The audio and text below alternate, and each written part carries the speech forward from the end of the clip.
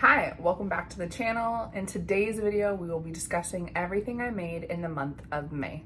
If you're new here, my name is Alisha. I'm a wife, mom, middle school teacher by day, and a sewing content creator during the nights and weekends. I love to recap all things sewing, so I hope you'll enjoy today's video. Now, May is always a super crazy month, especially as an educator. I cannot tell you how stressful it is the last month of school leading up until finals and all the things, and how many kids come up to you and ask you what they can do to raise their grade. So it really is just a crawl to the finish line, for lack of a better term. Not to mention, this year I was at a new district, at a new school, teaching home ec again, where I previously taught business. And so it was a lot of adjustments this year. I also took on a rather large commute. And I also cleared my credential in an accelerated program, which instead of doing it in 2 years, I did it in 1. So to say this school year has been hard is quite the understatement. But at the time of filming this video, we are about a week out from finishing, and I can see the light at the end of the tunnel. So today I wanted to just quickly recap everything I made with my limited time in the month of May. And if you remember from previous videos, I have been talking about making everything for Australia, and I got quite a few things done for that trip. So without further ado, let's get started. First on the list for my daughter are the Billie overalls, and this is by The Ordinary Folk. I used fabric from Matchy Club. This is their cotton twill, and I cannot tell you how quickly these came together. I did a video last week where I tried to show the whole process in like about 2 hours that I had. I didn't quite finish. All I had left to do was the button and the buttonholes, and then hemming and attaching the facing on here on the inside. But they came together so quickly, and in that video too, I had about 40 minutes worth of machine trouble. So really, I think if my serger had been cooperating, I would have finished during my daughter's nap time, which is the perfect amount of time for sewing. It's always my favorite. I know I could be doing a million other things around the house, but sometimes during her nap time, I just want to do something for me, even though I was making something for her, but you know what I mean. So this is a pattern that's definitely gonna be on repeat. You can see here, it's got like that barrel leg shape, but they are just so stinking cute on her. And I apologize, we're not gonna have any photos of her that we show, and if we do, her face will be blurred out, but we're waiting until Australia for her to wear all these pieces. I did size up for her just because I wanted them to fit this fall. But what I really just love is all the cute little pockets. There's even a pocket here on the back, and it's just so cute. It's darling on her. She looks so cute in them, so I can't wait to have her go out and sightsee and be amongst the koalas and the kangaroos in Australia wearing her little Billie overalls. And this will be so cute. I want to pair it with, like, she can wear a sweatshirt or a hoodie underneath. Because again, if you didn't watch the video, we are going to Australia this summer, but it's their winter, so it's going to be chilly. I also completed 2 more toddler pants for her. So these are both the Luca pants by also The Ordinary Folk. This version is with the inseam pockets. So you can see here, there's 2 little pockets on each side, and then the back pockets are so sweet. And this one came together so quick. So it's got an elasticated waist, nice wide leg when they're a little long. So I am gonna have to hem them, but I also sized up. So we'll see about a week out from our trip when we actually do leave here in a couple of weeks. I'll redo the hem just to see where she's at, but I'm not gonna cut this away because a subscriber made a brilliant, and I don't know why I didn't think of this, but she made a brilliant suggestion of, like, why don't you just fold it all up so that it can last for this coming, like, winter, our winter, at the end of the year. So if I just fold it up a couple inches, then I can just take it out and re-hem it. And I was like, duh. But you know, for someone who's 6'2",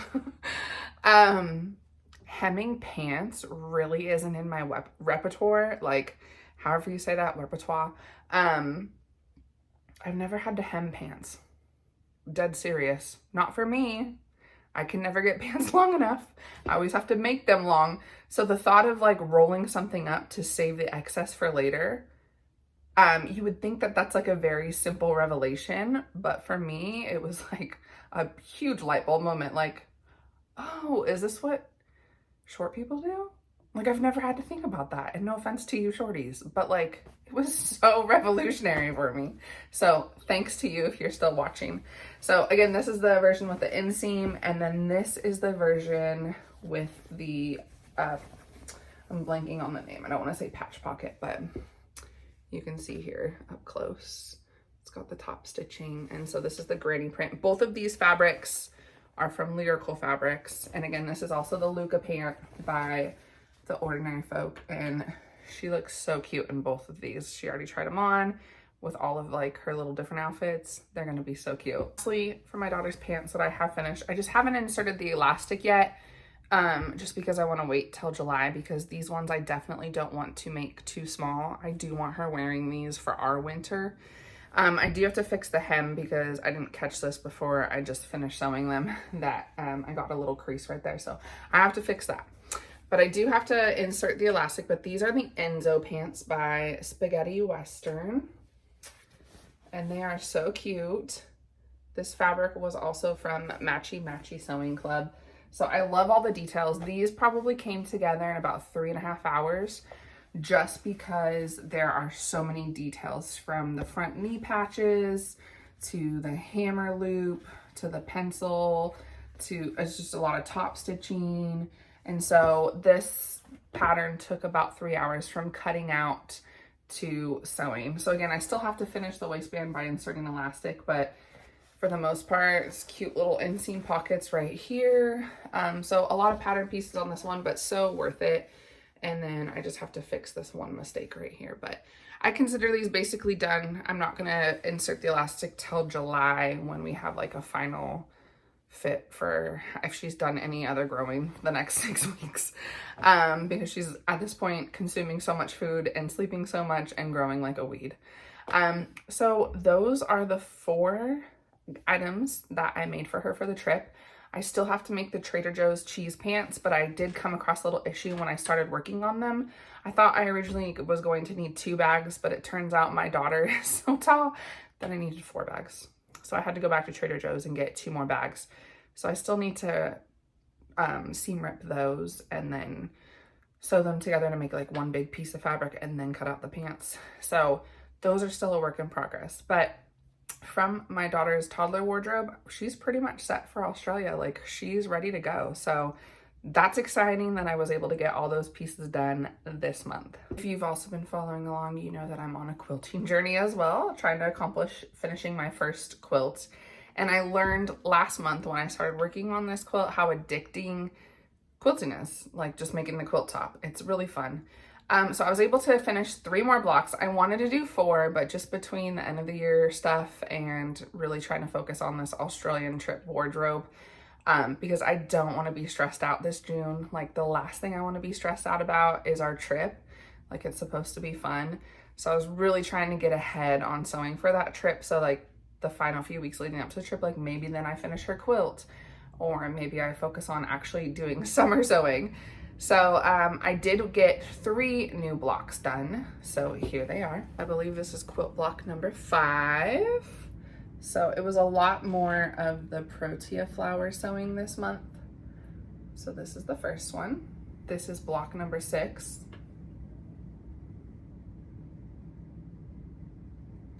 Again, these are all the watercolor woven fabrics from Fabulism. And the quilt pattern itself is by Ruth Devos, and this is the flowering gum quilt. So again, this was a lot of flowers on this row, and this is block number 7. So I was able to get block 5, 6, and 7, as my students would say, 6, 7. I was able to get 3 more blocks done, and then we had our fashion show the other night at school. Maybe I'll post a couple of pictures here with smileys on my students' faces. But we had our first ever fashion show at school, and it was actually like way bigger than I thought it was gonna be. I was expecting maybe 15 to 20 parents, and there was easily over 100 people there between the students, their families, and friends that came. my mind was kind of blown because I really didn't promote it. It didn't promote it on school announcements. It was just the kids in my class. Granted, I have 140, like 8 or so in my intro to home ec class, and then I have about 30 in my advanced home ec class. So I have roughly 180 students, almost like too shy. So I wasn't expecting a big turnout as I did because I only promoted it to my students.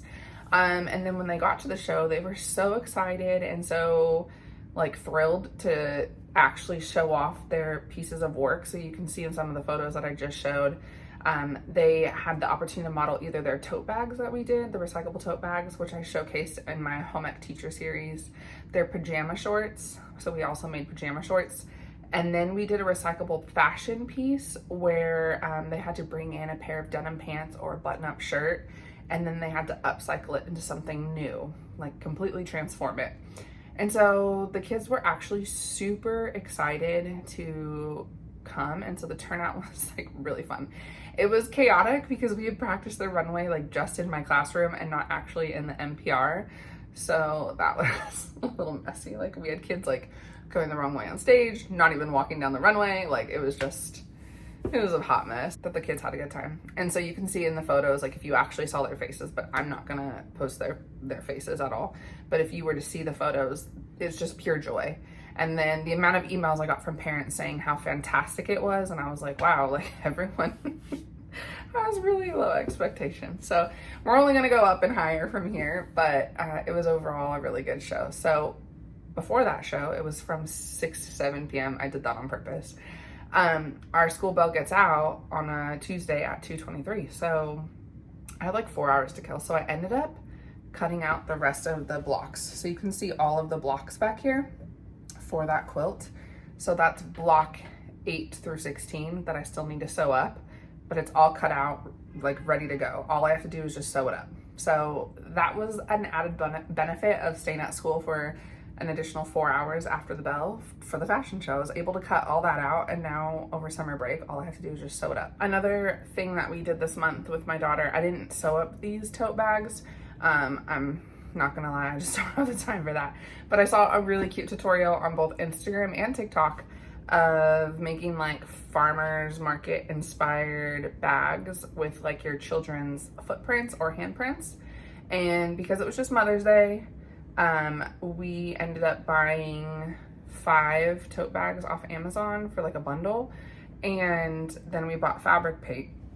And so I ended up doing this with my daughter the other day, and we still have to do the other side because it needed to dry, but we are going to be taking these bags as gifts down to Australia. And of course I made one for myself, but her little fingerprints and her footprints, and just doing farmers market type bags. So we're doing this side, and then we're gonna do fruit on this side, but again, the one side needed to dry.